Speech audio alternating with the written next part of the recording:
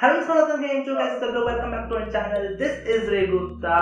तो आपका साथ हमेशा होता होगा कि आप पूरे दिन में 6 घंटे बैठे हो पढ़ने के लिए, बट अब लास्ट में देखते हो सिर्फ आपकी 1 घंटे की पढ़ाई होती है। वो 5 घंटे कहाँ चले गए? वो 5 घंटे कहाँ गायब हो गए? उसका क्या राज है? उस राज के पीछे क्या रीजन है और उस राज को कैसे इम्प्रूव करें, वो सब आज की वीडियो में बताऊंगा। वीडियो को लास्ट देखना और 1 मिनट भी स्किप मत करना वीडियो को। तो उससे पहले चैनल को सब्सक्राइब कर देना और वीडियो अच्छी लगे तो वीडियो को लाइक भी कर देना।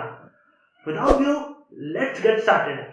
तो सबसे पहले समझ लेते हैं 5 घंटे कहाँ गायब हो रहे हैं, उसका मेन रीजन क्या है? The main reason is distraction. ये जो डिस्ट्रैक्शन है ना, ये बहुत घातक चीज है। ये जो दिमाग है ना आपका, बहुत चालू इंसान है। ये बोलता है सिर्फ मैं 1 घंटे पढ़ूंगा, उससे आगे मैं नहीं पढ़ूंगा। अब आप क्या करोगे? इस दिमाग को आप बेवकूफ बनाओ।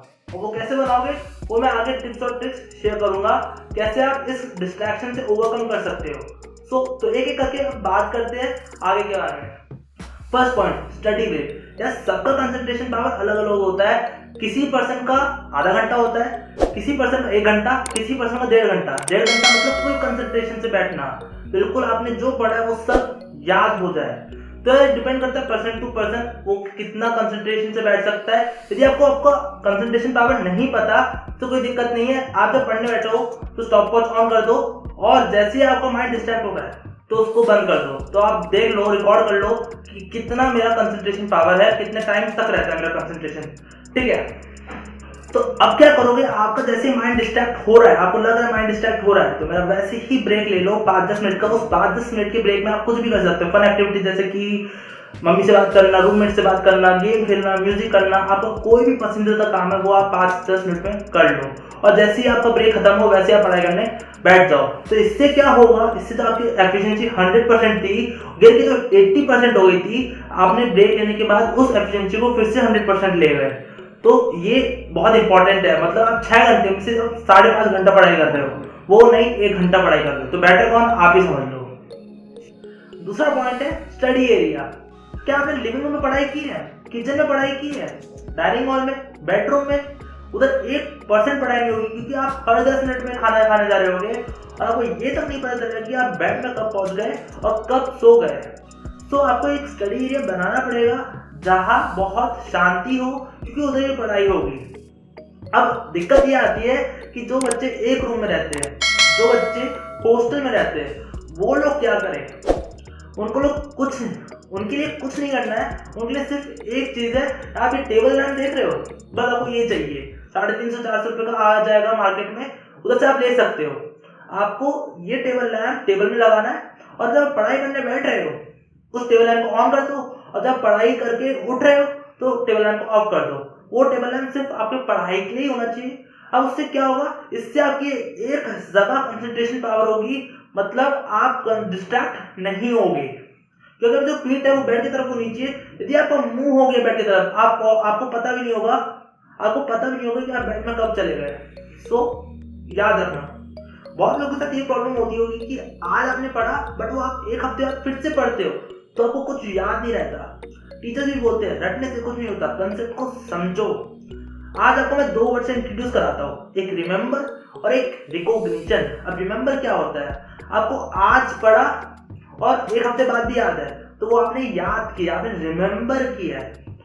अब दूसरा वर्ड रिकॉग्निशन, आपने आज पढ़ा और 1 हफ्ते बाद आपको कुछ पता ही नहीं क्या होता है, और जैसे आपने बुक उठाई आपको पता है अरे ये कंसेप्ट तो ये है, तो आपने रिकॉग्नाइज किया है, रिमेंबर नहीं किया है, याद नहीं किया है, आपने रिकॉग्नाइज किया उसको। सो अब इसको इम्प्रूव कैसे करें, इसके क्या मेथड्स है वो मैं बताता हूँ आपको। तो सबसे पहला, मान लो अपने कैरेक्टरिस्टिक्स ऑफ लाइट पढ़ा, ठीक है। अब आपने पहले उसका कंसेप्ट पढ़ लिया, अब आप किसी रियल लाइफ से उसको रिलेट कर दो, चाहे कुछ भी होना चाहिए। रियल लाइफ से रिलेट कर दोगे तो आपके दिमाग में वो छप जाएगी पिक्चर। आपने जो पिक्चर बनाई है वो छप जाएगी, लास्ट दम तक आपको याद रहेगा। मान लो आप किसी रियल लाइफ से रिलेट नहीं कर पा रहे, कोई बात नहीं, लिख लो। आपने जो पढ़ा उसको लिख लो, वो भी आपको हमेशा के लिए छप जाएगा दिमाग में। सो आपने जो पढ़ा उसको लिख लो, वो बेटर है। 4th point, make short notes. आपको जो टीचर ने क्लास में पढ़ाया है, मतलब कोई भी इंपॉर्टेंट कंसेप्ट, कोई भी इंपॉर्टेंट एग्जाम्पल आपने जो पढ़ा है उसे शॉर्ट नोट या फ्लैश कार्ड के रूप में लिख लो। इससे क्या होगा, इससे जब आपका एग्जाम होगा ना वो एक इम्पॉर्टेंट कलेक्शन बन जाएगा और जब उसको पढ़ोगे तो आपको सारी क्लास की बातें याद आएगी और फिर आप अच्छे से एग्जाम में लिख सकोगे और वही चीज लिखोगे जो आपके टीचर्स ने पढ़ाया है, फालतू उल्टा चीजें नहीं लिखोगे। फिफ्थ और मोस्ट इम्पॉर्टेंट पॉइंट है स्लीप। आपकी नींद बहुत जरूरी है, क्योंकि आप नींद अच्छी लोगे तो आप बिल्कुल फ्रेश फील करोगे और अलर्ट महसूस करोगे, बिल्कुल कंसंट्रेशन से पढ़ पाओगे। क्यों सब लोग बोलते हैं कि सुबह पढ़ो, क्योंकि आपके सुबह में 100% कंसंट्रेशन लेवल रहता है, इसलिए सब बोलते हैं कि सुबह पढ़ो।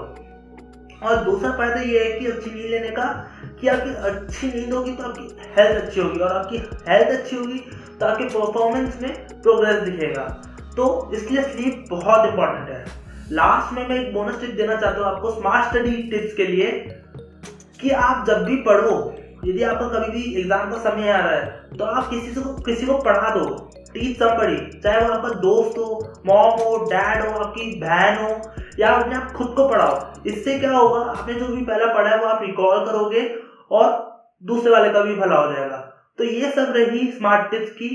यदि आपको इन सब टिप्स से फायदा हुआ है तो बताओ कमेंट सेक्शन में, हाँ मुझे फायदा हुआ है, और अगली वीडियो किस में चाहते हो वो भी कमेंट सेक्शन में बताना। और वीडियो को लाइक जरूर कर दो और चैनल को जरूर सब्सक्राइब कर देना। वीडियो को लाइक जरूर करना और चैनल को भी सब्सक्राइब कर देना। इस वीडियो से लेते विदा, मिलते कैसे वीडियो, तब तक के लिए have a great day, good bye.